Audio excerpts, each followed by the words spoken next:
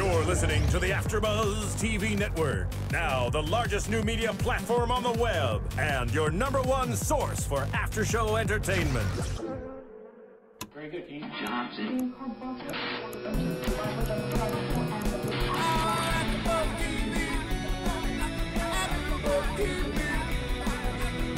From the AfterBuzz Studios in Los Angeles, California, presented by Maria Menounos and Bing.com, and streaming live thanks to Akamai Technologies, this is AfterBuzz TV's WWE Main Event After Show. We'll break down tonight's episode and get you all the latest news and gossip. And now, another post-game wrap-up show for your favorite TV show. It's AfterBuzz TV's WWE Main Event After Show. That's right. Oh, there's the creepy music. You know when that music hits, someone's going to get their butt kicked, because that's what it says in the lyrics. That's what he does, and Bing also does stuff. Bing is for doing, and we are doing another WWE Main Event After Show. Welcome, everybody. I am professional wrestling's voice of choice, Christian Rosenberg, holding down the fort, but as always, not doing it alone. No, you're not. No, I'm not. Besides me, she chimes in first. Let's bring her out first. Miss Kaori Takee, how are you, my dear? I'm fantastic. And the gentleman, the stunning gentleman to her left, or my left, her right, I'm good, is Mr. Cameron Kash. How are you, sir? What's up, everybody? I'm wearing the AfterBuzz colors tonight, and we are here to entertain you with the Main Event After Show. That's right. We're going to rock out the Main Event After Show for the week of April 24th, hailing from good old London, England. They're continuing, their little European tour here. And Main Event starts off a little differently than it has in the past. We actually start with JBL in the ring. And and if you're wondering why we were playing Mark Henry's music, it's because last week was the Justin Gabriel show. This week, Main Event was the Mark Henry show. Because JBL's in the ring, and he decides, there's someone I want to talk to. I want to bring out the world's strongest man, Mark Henry. And out comes Mark Henry, and JBL tells him, hey, I've seen Sheamus in some wars, but what you've done 2 weeks ago by just tackling him to the ground once was, he's never seen Sheamus decimated like that. Like, JBL's apparently forgotten about Sheamus's feud with Triple H, his feud with Big Show, his feud with Cena. But no, that one clothesline that Mark Henry did in the back was the most decimated he ever saw the Celtic Warrior. Yeah. Mark Henry just stalked poor Sheamus on Raw and then SmackDown 2 weeks ago, and poor guy was just demolished. But yeah. I find it kind of interesting. They did not mention at all so they show clips from 2 weeks ago. Mm-hmm. They didn't show anything from last week when Sheamus got revenge on Mark Henry. And then last week on SmackDown when Sheamus and Mark Henry defeated Sheamus and Randy Orton. None of that was mentioned. None of that was shown. Nope, we just got a recap from really 2 weeks ago. And JBL and Mark Henry are like, because that's what you do. And Mark Henry's like, yeah, that's what I do. And then JBL's like, yeah, that's what you do. JBL sitting there pushing that man's buttons and kind of toying with him. I loved it. I personally really liked it. It was kind of funny at first. And that segment was funny because then Mark Henry, after a couple of them, was like, are you making fun of me? I know. And it's just you see, this is the credit of JBL because he's a great performer. Mm-hmm. All of a sudden he's like, oh no. No, I would never do anything like you. And he's still making fun of him. I'm your biggest fan. I mean, you're the world's strongest man. I mean, you would never, turn down a fight. And, Mark Henry, said, well, yeah, I'd be happy to have a fight, here tonight. And JBL was like, well, that'd be, good, but, one-on-one. He's like, so I'll take on 2 people. Well, first he pushes his buttons about how Big Show's fantastic, and then... Well, yeah, around the time when, he's taking on 2 people at once. He's like, well, yeah, Big Show did that in that handicap match last week. And Mark, his buttons are being continued... I love it. ...to be pushed. And it's like, oh, you think Big Show's better than me? I'm stronger than Big Show. I'm bigger than Big Show. You know, I'll take on 3 men at once.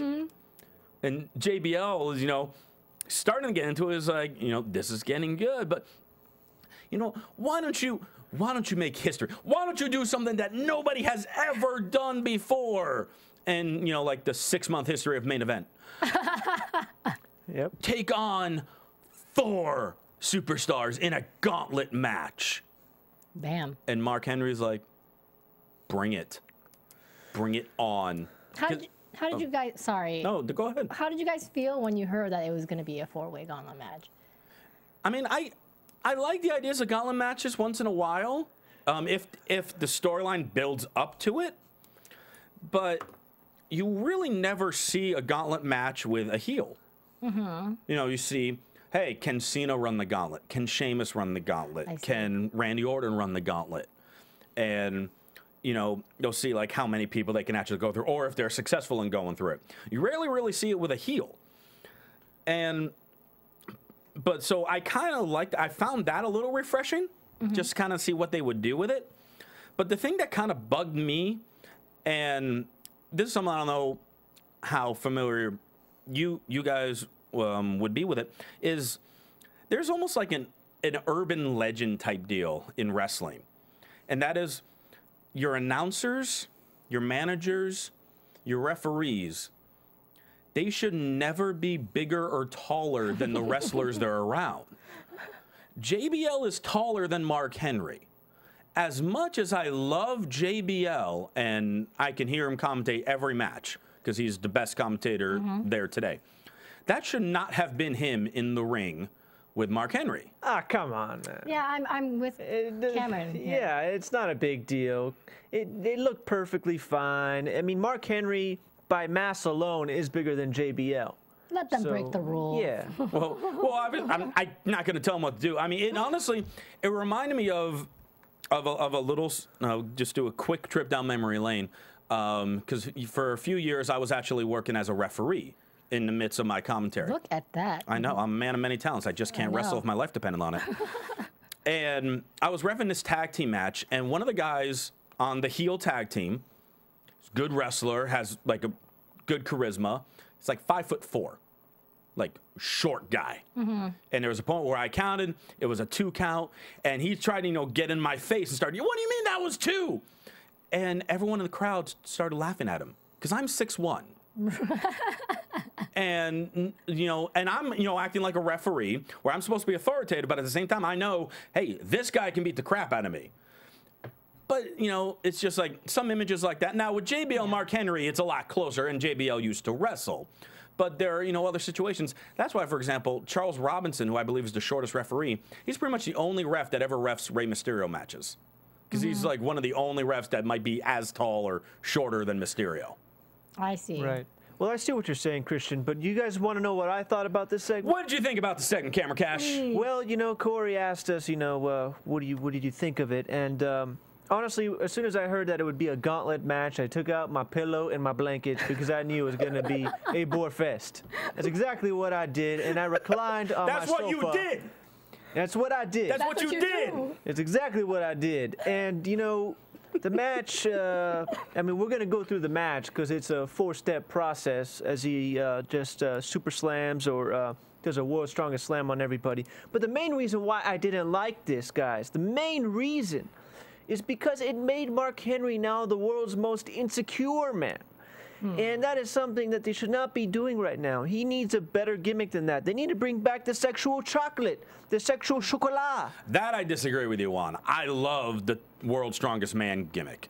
I think when he started making this run and was the world heavyweight champion, that was like a legit champion. He had a good reign. It was actually, I think, like the best ratings that SmackDown had in a long, long time was when Mark Henry was the world heavyweight champion. Yeah, but that was many moons ago. Well, it's like a year and a half. I don't remember. Well, what made you think that it made him more insecure looking? I didn't catch the insecure feeling. I think I can understand him saying that, I think, based on what happened at the end.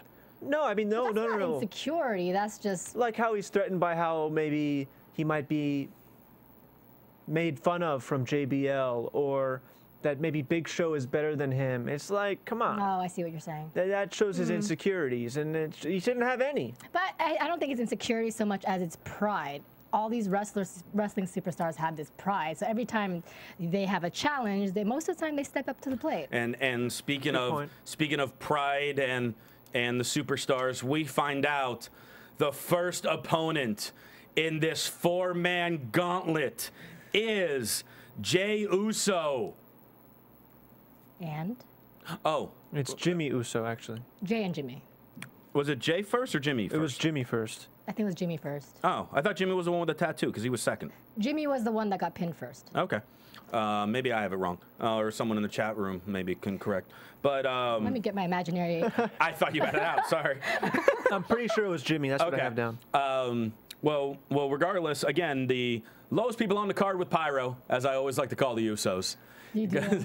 You do. And yeah, so Mark Henry's first battle lasted about a minute. Just I'm like this is what I wrote down. You like how I break down the match? I wrote a few punches and kicks followed by a world's strongest slam, and Uso was down. That's right. That's what I typed out. That's what it was, guys. It took you longer to type that. That's out what I did. That's what you do. That's what I do. Because I mean, there was absolutely nothing in that first appetizer, if I guess is what you would call it. Maybe like a small bite, like a little hors d'oeuvre. Yeah, like a deviled egg. So he's gone, and then I was kind of confused at the fact that Mark Henry's music started playing after he got the first pin. Really? Because the match isn't over. I know, but I mean, it's 1/4 of the this match. This mega match is all we got on main event, so they. Yeah, like they had to try to stretch as much as they can, but like normally a gauntlet, as soon as the 3 count's made, that next guy bolts to the ring. Right. No music, no nothing. He just gets in and they start right away. Here, his music played a little bit, and then the other Uso, I thought it was Jimmy, maybe it was Jay. Now he's in. So, wow. There's no way Mark Henry can be a certified tag team. Wait. Oh, you want to do the match rating after each? Let's just save it for the end of the whole gauntlet. Okay. I mean, just like what do you want to do? Each one of these little things? Yeah, why not? All right, if you want to. That's if you want to go quickly with it, go for it. I'm gonna give this one a 1/4 star. I give it higher. I give it half. Half a star. 0.5. We do 0.5s here. Sure, yeah, we do. I'm going to give it a 1/3 star. Moving on. Okay. Moving on. So the other Usos now in the ring. And again, Mark Henry just starts taking him down, hits a clothesline. There was one part I like on this where Mark Henry's like pulling the Usos' face up. And he's like pointing them towards the ramp. He's like, look at your brother. Look at him. Yeah. You're going to go through the same pain or whatever he was saying. It was just like, oh, that's kind of cool. Like, I was just waiting for him to start, like, taking the guy's mouth and pretend like he was talking. But did you see the part where Mark Henry was actually laughing in the ring? That was, I think, with Santino. That was with which Santino. We'll get to in a moment. Right. But the Uso, I'm looking at my notes. I wrote Jimmy. Maybe it was Jay. Again, who knows? The second Uso, I'll just go with that. And all out of nowhere, he hits a super kick and actually took Mark Henry off his feet. And then he went for his running, super powerful butt turnbuckle splash. They don't have a name for it. That was made like really famous by Umaga. And the difference was Umaga was like at least 50 pounds bigger than the Uso.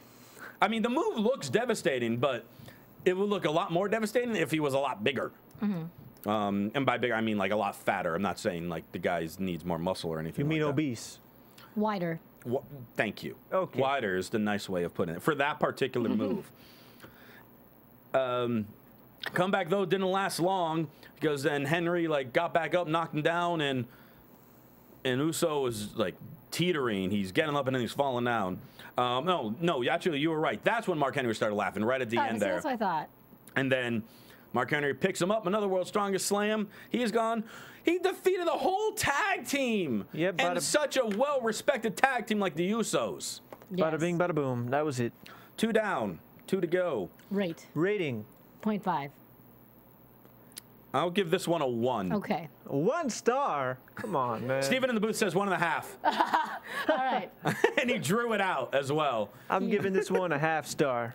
I thought it was a little bit better than the first one, but Yeah, you know, we it did. made, Yeah, it that's made the why I Usos made look it a like one. utter crap. As a It tag was team, horrible. they deserve a one together. I mean, why would a tag team first? Why do they bury a team like the Usos? The Usos are one of the few like real tag teams they have, and yeah. I don't know. Now we head to a commercial break, so Mark Henry in the middle of his gauntlet has like a few-minute reprieve now, apparently.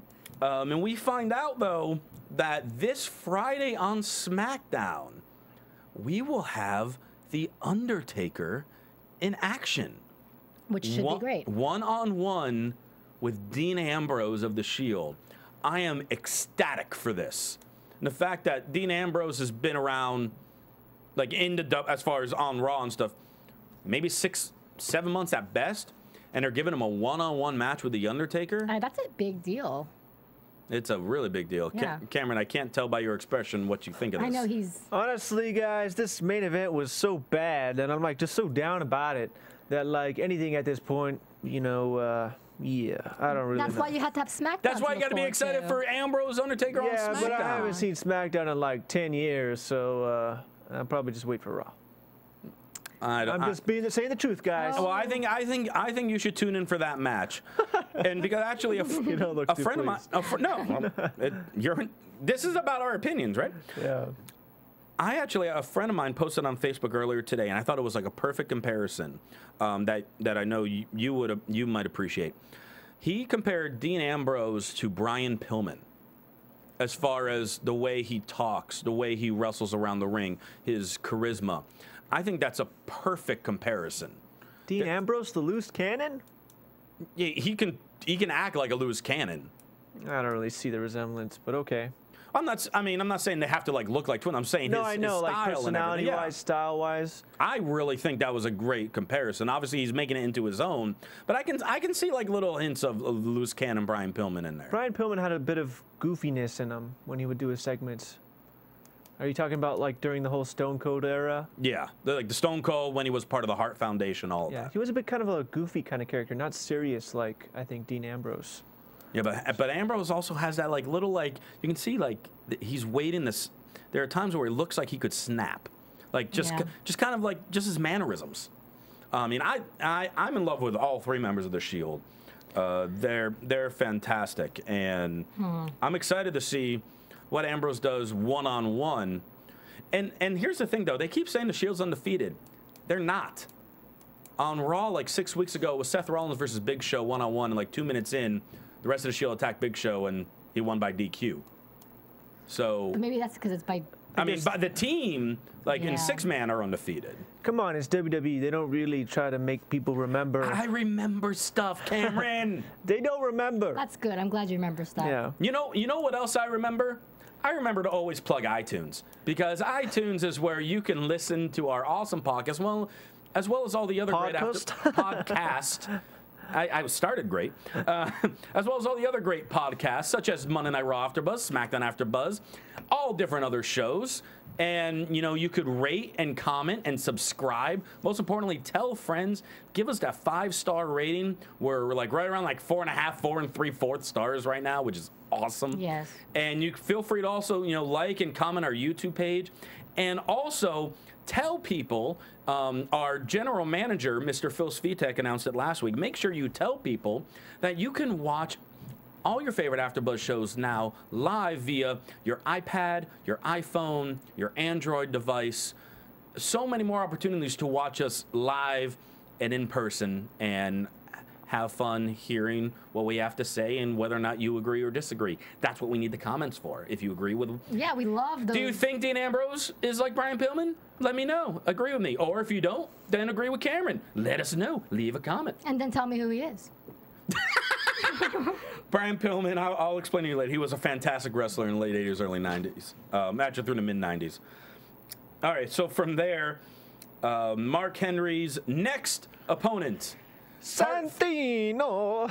The next world heavyweight champion, according to Cameron Kash. That's damn right. Santino Marella. And he's jogging to the ring. He normally does like a power walk. He is running to the ring, but has a look of absolute fear on his face. Santino was main event tonight. You know, guys, I got so much heat, I could just feel the heater on, if that makes any sense. From YouTube, from iTunes, man, they were just bringing me down to the ground and burying me alive. But you know what, guys? What? You know, it's all good. I understand you don't agree with me. I understand you don't agree that Santino should be World Heavyweight Champion. I understand you think that it makes me almost not credible. But you know something, guys? We're all fans here. And I got to say something. Santino should be World Heavyweight Champion for the mere fact that he is always entertaining when he wrestles. And tonight, he was main event. And that's all I got to say about that. I don't think he was tonight's main event. Well, I mean, as far as the segments of the gauntlet, this was the best one of the 4. There's no doubt about that. However, let me ask you, Cameron. You know, in all seriousness, because I am a big fan of Santino as well. He is very entertaining. He's got a natural charisma to him, and he is a good worker in the ring, and he knows what his role is very well, and he does it very well. Can you recall any time a comedic wrestler, because that's what Santino is, he's a comedic wrestler. Has there ever been a comedic wrestler that has been WWE champion or world heavyweight champion? Yes, there has. Who? Mick Foley. Mick Foley.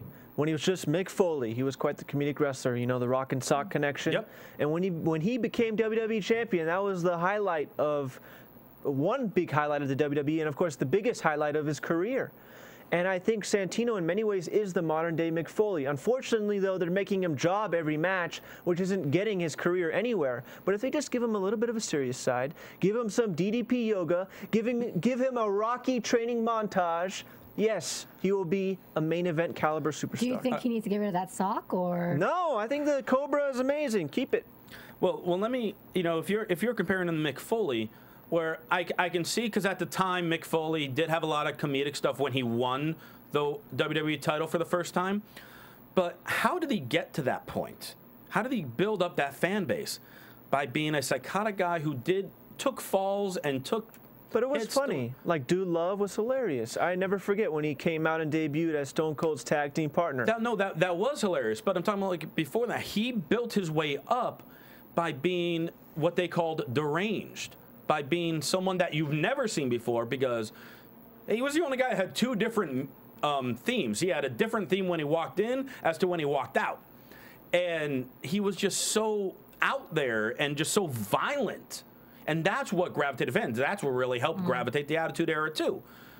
And then so he built them all and then kind of toned down the violence a little bit and brought in the comedic so he can gain more fans from that. Santino only has the comedic fans. He doesn't have, he should have more of the wrestling, like the technical wrestling fans, because he's good at that, but he doesn't have it because all he's done is the comedic stuff.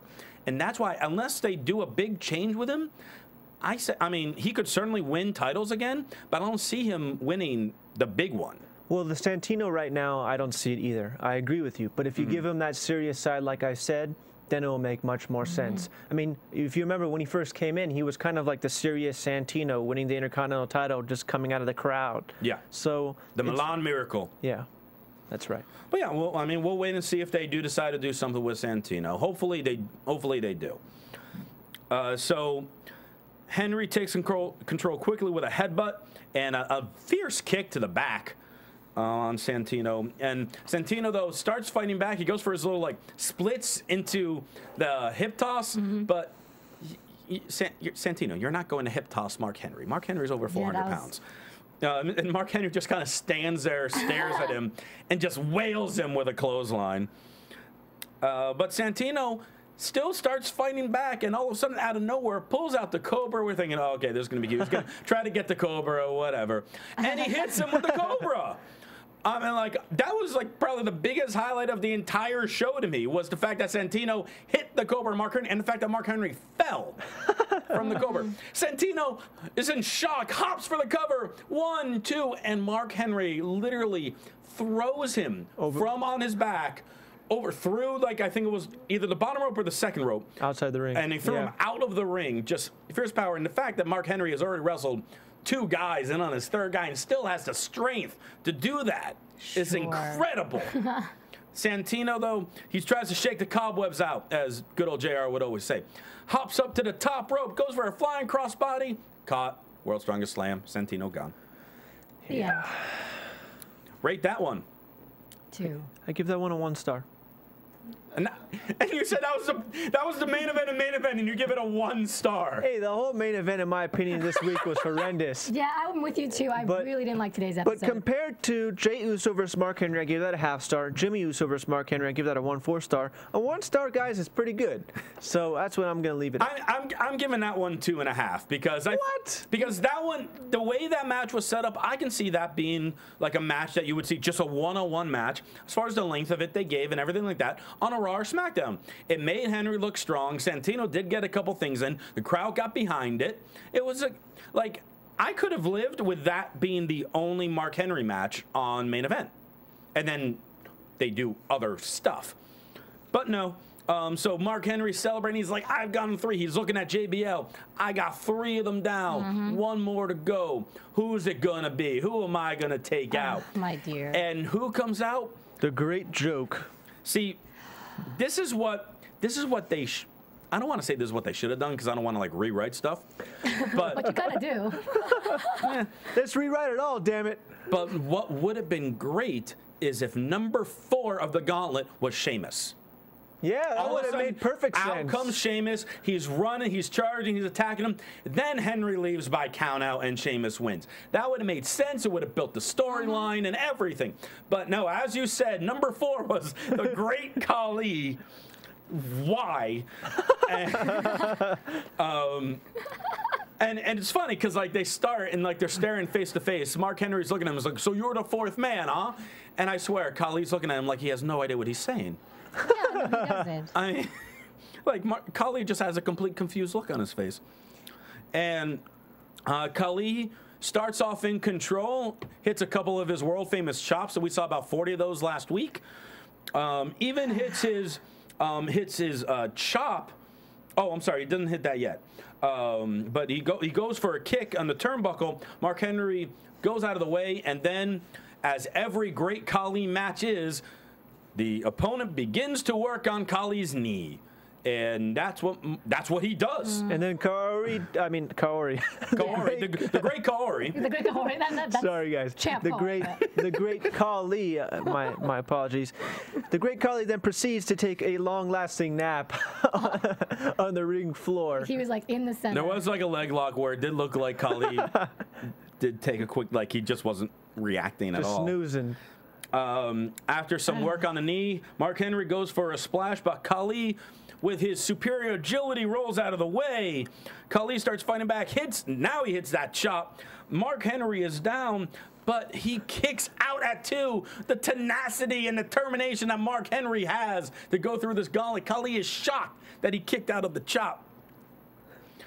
Tries to get Mark Henry into his Pujambi plunge, the greatest finishing maneuver that is the exact same move that Tensai uses. And Mark Henry, though, blocks it, hits the world's strongest slam. He's done it 1, 2. But that great ring psychologist, Great Khali, gets his foot on the bottom rope. He didn't even have to try. He just stuck it out.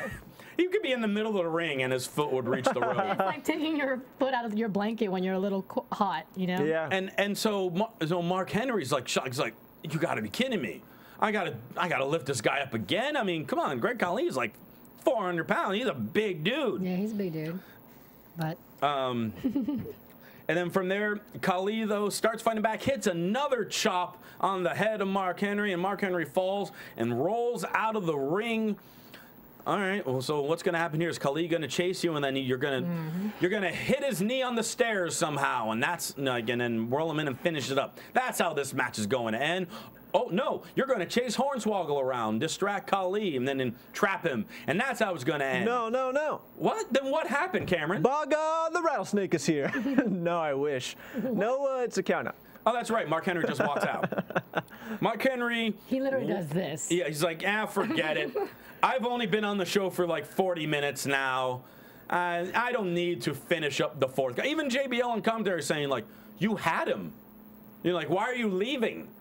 You know, like even like JBL's questioning, why are you going? And Great Khali is victorious over the guy that they're pushing to have a top feud with Sheamus via countout. I'm curious of our star rating for that one. Kaori, you're first, girl. All right, boy. Well, I'm a man. She's going to say man to me. This honestly was, for me, the best portion of this gauntlet match. Interesting. Why? What? Because as horrible as Great Khali is to watch, and as much as he botches, he is the human glitch, and there's some kind of interest. The human glitch? It's like watching a computer That's a great game. nickname for him. That's like an 8-bit Nintendo game. Yeah, it doesn't work. But somehow it's kind of entertaining. You feel pain. You can't take your eyes off the screen. You're like, oh my gosh, is he dying right now? So, most entertaining match, 2.5 or 3. I forgot what I said. What? You didn't say it yet. 2.5. 2.5. You go first, Christian.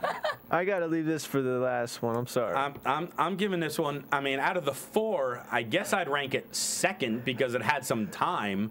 But again, why the guy that you're really trying to put over, why do you have him lose?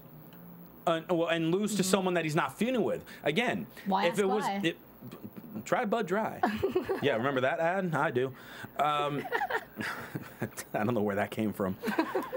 But I mean, again, if it was Sheamus that came out, then a count makes perfect sense. But it doesn't here. You either have like either way, if Mark Henry loses, Sheamus has to be involved. He either comes out as the 4th guy and causes a count out, or Sheamus comes out during their match, causes a distraction, and Khali picks up the surprise win. Other than that, if he's not coming, Mark Henry should dominate. Mark Henry should go through all 4 of these guys, no problem. And he left. I just don't understand why they did that. They did this like 2 months ago with Henry and Khali too. And so I'll give it 1.5 out of sympathy. Okay. All right, guys, I'm going to have to give this a 5 stars. Wow. Actually, hell no. If hell froze over, I'd give this match 5 stars. People, this match was horrendous. Man, oh God, Lord have mercy. Jesus. You like that I one. don't like to say the Lord's name in vain, folks, but this match was just so atrocious, so horrendous, so... Preposterous. Preposterous. Thank you, Steven. Thesaurus. Thesaurus. The Thesaurus, Steven. That's his nickname. That's his wrestling nickname. Folks, these are 2... Thesaurus. Say that 5 times fast. These are 2 wrestling veterans. You had Mark Henry, who's been in the WWE since 1990. Like 16, 17 years now. It's 1990-something. And then you have Great Khali, who's been there for 6+ years. And what did they give us? An absolute craptacular match. And they made you move back down to Georgia. I was just thinking that. I don't know what you're talking about. Hanging out with Foghorn Leghorn. But this match, folks, Lord have mercy, I fell asleep the first time I saw it, and then the second time I saw it, I didn't even want to look at the match because it was so bad. But I'm going to have to give you guys the rating right now because I'm getting the red flag. Folks, I'm going to give it a dud. That is the lowest rating I've ever given here on Main Event. That's an It's X. a dud. It's when the firework doesn't even go off. I don't know about a 0. I'm giving it a dud. Steven gave it a 1/4 star. Because, folks, I expect more from these people. You know, with the Usos, you know, I give them some leniency. They haven't been in WWE that long. They've been in WWE for like 4 years now. I don't remember. But with these guys, I mean, come on. Here's what I say. You want to make Mark Henry the world's strongest man? You make him the sexual chocolate again. You make him sexual chocolate, and you give him Mae Young as his manager, and you give another. She's like 100. And that's what makes it beautiful. You give him Mae Young, you give them some sex scenes, you have some hands flying out of the arena, and that's what I call a damn good WWE. That speech was better than that match. You know what? You know, I'm going to give that speech 2.5 stars. I will give it 3 stars. Thank you, guys. I really appreciate it. I disagree about the sexual chocolate part, but well done, well said. You stated your opinion. You stated it well. Thank you. We can agree to disagree. That's all fine. Hey, you got applause. You did. Is this a face turn for Cameron Kash? I don't know, but that was beautiful. Thank you, Steven. I appreciate it, man. Oh, and then the last thing about this gauntlet was the fact that JBL at the end on commentary mentioned that he thought the gauntlet was great for the WWE fans. This whole show, I hate to say, it's been a disappointment main event recently, and then this episode particularly was really a letdown for me. Well, let's talk about that a little bit, because the last 2 weeks have really only been like centered around one guy for this entire show. It's been basically half one guy and half Raw recap. Like, do you guys think that just like the spotlight on one individual each week is a good idea? No, man, it's a horrendous idea. Raw for the longest time was 1 hour, and they made that show amazing. NXT, you told me earlier while we were watching main event, they do a great job with the 1 hour segment. But main event, it's like they have to dedicate the show to one wrestler and bore us to hell, and then they got to give us a Raw recap every single time. I think like main event should be kind of like an Easter egg. It should be a nice little extra element between SmackDown and Raw, where it has like an extra storyline if someone wants to tune in. An Easter egg? Well, like a hidden gem. Oh, okay. And don't get me wrong, main event has had some good shows. They've had some great shows. Just the last couple weeks has been just come on, people, pick up the pace. Yeah. And speaking of NXT, next week, my favorite guy on NXT is Bray Wyatt. I love the character. I love the wrestler. He's awesome. And they're having him on NXT wrestle Jericho next week. Ooh. You have to watch that. I will watch it. Yes. Okay. Homework. And also a couple weeks ago, they had Cash Zono against William Regal, which was fantastic. So I gave an NXT plug there too. How about that? Nice. Now from there, we get a little recap of the segment from Raw with Triple H and Paul Heyman. Just a quick little thing about Triple H lying to Paul Heyman in that email that nobody visibly saw. He was just holding his phone, and Triple H delivered a pedigree to Paul Heyman, saying he accepts the challenge for the steel cage match. This kind of bugged me a little bit. And the reason it bugged me was because Triple H is one of the guys, like, based on his role and how he's, one of the top baby faces, that kids are supposed to look up to him and cheer for him. And he just lied on national TV. Yeah, he did. Yeah. Don't lie. Why would you lie? That hurts my feelings. I don't like liars. I'm one of the most blatantly honest people you would ever meet. And I don't like liars. Like, if I thought that was an ugly sweatshirt, Cameron, I would tell you that's an ugly sweatshirt. But I like the sweatshirt, and it does match the microphones. Thanks a lot, man. Yeah. I appreciate it. But yeah, bonding. I know. We're connecting. It's I love it when that happens. But yeah, so I mean, it's just like, this segment really did absolutely nothing for me when I saw it on Raw. Still did nothing for me on the recap. I'm looking forward to see what they pull off with the actual cage match, but I just didn't like how this little thing gelled with Heyman and honestly, Triple H. when I saw the Heyman Triple H segment, I thought we were going to see another cerebral striptease, if you know what I mean. Ripping down Paul Heyman's shirt and then getting down to his chest hair, because I still don't know what was going on that few Raws ago.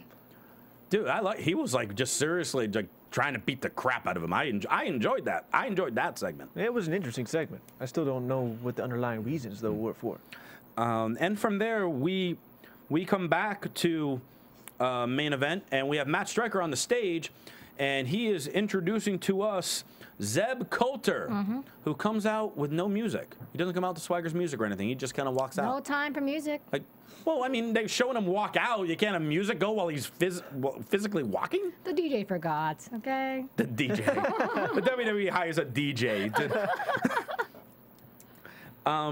Now, Matt Striker asks him, do you feel that Jack Swagger's chances have lessened? That's what he said, have lessened, because he's in a triple threat match now at Extreme Rules for the World Heavyweight title. And that was kind of a silly. Yeah. And Zeb responds, he's like, I don't think they've lessened at all. In fact, I think they've gotten better. Because Swagger is like America. He's surrounded by other countries. But what? Dolph Ziggler is from America too, by the way. I don't know if anyone realized that. And speaking of Ziggler, he said, Dolph Ziggler's title reign reminds me of Thomas Paine, who was born in England but left to go to America because he knew better. I kind of like that line because I got some like cheap, easy boos from the crowd. And the quote was good. He said, because he once said, what we obtain cheaply, we value less. And so pretty much making reference to how Ziggler won the title in a cheap fashion by cashing in the Money in the Bank. And then he talks about why is Dolph Ziggler's hair bleach blonde. That was my favorite part of his whole speech, to be honest. What was he getting at there? I was kind of thinking something, but... What he was getting at was... What? If I read it correctly, which who knows if I did, was that not only because Swagger could only wrestle so many international wrestlers. I mean, because there's only so many of them on a roster. He's going to have feuds with Americans. So he was saying, you know, like, Dolph Ziggler is not acting like a real American should by bleaching his hair blonde. Which isn't true. Right, which is why Dad, like, the heat, get the boos. It's like, no, you should just be, like, pure, you know, like, no tattoos. Your hair is all natural, like your natural color and all that. That's what I got out of it. I mean, I just thought maybe he was just trying to find something wrong with Dolph Ziggler. Because he's just perfect in every way. He is perfect. You know what? I just came up with an amazing question for you guys. Uh-oh. What would you think if Cameron Kash I love it already. bleached his hair blonde? Please don't. Can you do blue instead? Blue? What if I bleached my hair blonde? No. God, no. Yeah, do it. Don't do it. Don't do it. Don't do it. You know, there might be some incriminating photos of me back in my grad school days where I had some blonde highlights. Girls seem to like it. The only people that hated it was my family. I don't like it. Okay. Well, Corey says I can't do it. I can't. So. Champ Corey says no. Oh, the champ says no. You already kind of have this blondish feel. My hair when I was little was bright. I was a ginger kid when I was young, and Yeah, as I got a little ginger. older, my hair got a little lighter, and I got a little less freckles. But enough about. You're enough about Sheamus' older brother. I'm Brock Lesnar. Remember? Yes, Yeah, our AfterBuzz. I'm the Brock AfterBuzz Lesnar. Brock Lesnar. Oh, and then that segment pretty much ends then. Thank with, goodness. Yeah. And Dolph Ziggler's a man of peculiar and questionable morals. Is it because he's dating? I think it has to do with the whole blonde hair thing. I think, yeah. I don't know. And Swagger will show that he's a real American by this Friday on SmackDown, defeating Alberto Del Rio in a no disqualification match. And then out comes Swagger, like marching out there, and he like just pushes Stryker out of the way, grabs the microphone, "We the people," about 10 times. And then Until they cut him off and go to the recap of John Cena and Ryback from Monday Night Raw, where, you know, they showed the recap that involved Mick Foley. Why Mick Foley was involved in this, your guess is as good as mine. It's like, sometimes I love Foley to death, and there are some segments that work great with him, but there are sometimes that they put him on, and there's like, you know, there's really no reason to have him there. During the time where he was interacting with CM Punk a little bit, I think there was 1 or 2 Raws where they had like a promo exchange that was outstanding. But then there was a lot of other segments that involved Foley, and like the CM Punk Cena feud, that was just like, you know, Foley's not really needed there. And in this case with Ryback, it just made no sense. who he's never it had didn't really make any sense. interaction with. I didn't quite get it myself. I mean, I don't really get it either. And the one thing that I did like out of it was that actually Cena stood tall at the end. And the reason being, you weren't expecting that. You were expecting somehow Ryback to either hurt Foley, or if Cena came out, like maybe take him out with that chair that Foley brought into the ring, have Ryback stand tall again, which is normally like they try to build, you know, the monster up more and more and more until the actual pay-per-view match. Where this week, though, it was the hero standing tall. And so I thought that was a little refreshing that all of a sudden this week that they had that, because it's not the norm. You really like the surprises. Every time it's not normal, you're like, yes. When you've followed and done as much stuff as I have in wrestling, you want something. Yes. You want something that surprises you. Sure. And you know those moments that do surprise you, like, yes. and that one, I mean, it wasn't like one I was jumping up and down about or anything, but it was like, oh, you know, that's nice. Cameron. No You're comment. so bitter today. I want to be nice, you know. I want to be more jubilant, but I don't know. Just this last main event just made me feel so bitter, and the Raw I wasn't feeling it. It's just like, you know, I have a lot of sympathy for these wrestlers and writers, and I know they work very hard. You know, I know Mark Henry is a very nice guy you know, outside the, you know, the WWE, but this was just so horrendous that, like, you know, guys, you know, this is an after show. If any of you writers or wrestlers are watching this, we're trying to give you the benefit of the doubt. You know, we have a lot of sympathy. We are the fans, but we're also trying to be honest. And this just didn't cut it. It didn't cut the mustard. You agree, disagree? You mean this whole show? Well, no. This whole week. As far as the Cena Ryback, I was talking about the Cena Ryback situation. This whole week, Cena, Ryback, Raw.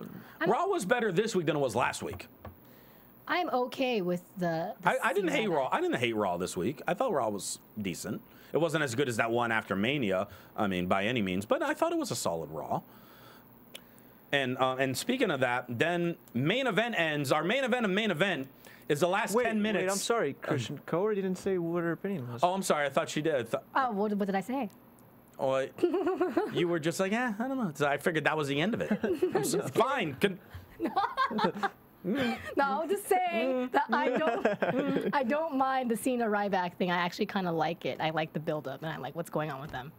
Okay, fair enough. Simple. You can speak now. Thank you. Okay. My apologies. Is that what you do on dates when you let the woman talk? Oh, that was a low blow. Low blow. That wasn't meant to be a blow. Wait, dates? Oh. No. You just, I dissed myself. Christian, what are you doing, man? Just stay silent. What am I doing? I'm just being me.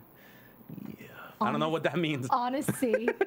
But yeah, so the main event, though, is the last 10 minutes of that 6-man tag match from Raw with The Shield against Undertaker and Team Hell No. Now, I absolutely loved that 6-man tag on Raw. I thought it was outstanding. I liked it. That was the best part of the night. Everyone delivered in that match. Undertaker looked like he was having a blast. But why is the main event of another show a recap of that match? Like, I can understand if they did like some highlights of it, but they literally played like the second half of that entire match. That's the main event of Raw was the main event of main event. It really was. Kinda, yeah. Yeah. Well, hey, that was the best part of Raw. So you may as well, if you don't have anything left to write for main event, you may as well make it the best part of main event if they didn't see Raw. No, there's no you might as well. They shouldn't have done that. Oh, I agree with that. I don't want to see a recap of Monday Night Raw on main event. You could have threw another match on. I mean, we could have had just 3MB do a match against somebody on main event. Some Yoshitatsu. my man Yoshitatsu. Well, let's be honest, guys. We have never seen a main event without a Raw recap, ever. I'm not saying, no, there will definitely be Raw recaps. I'm not saying get rid of those. Because, I mean, you have plenty of Raw recaps on SmackDown, too. So I expect those. You don't expect 10 minutes of a match from Raw on another show. That's like 10% of the whole show.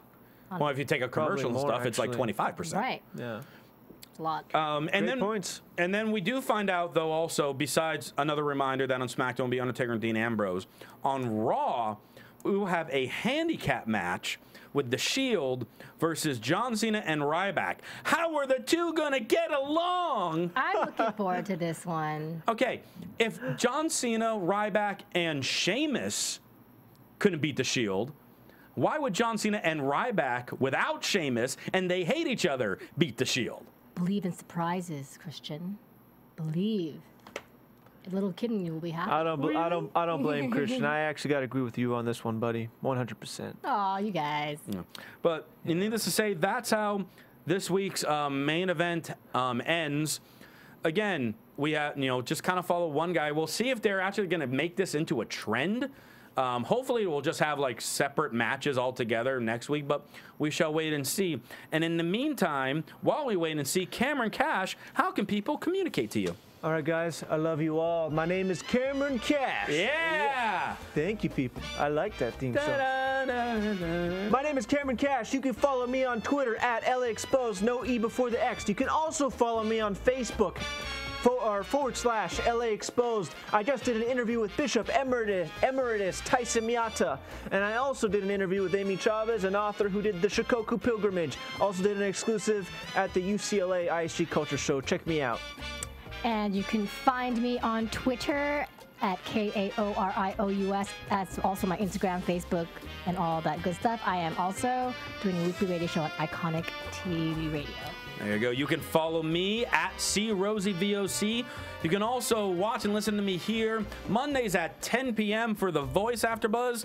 And I've been plugging it for weeks. Tomorrow is the day, April 26th. The Insane Wrestling League presents Won't Back Down live on iPay-per-view. Scheduled to appear John Morrison, former WWE Intercontinental Champion.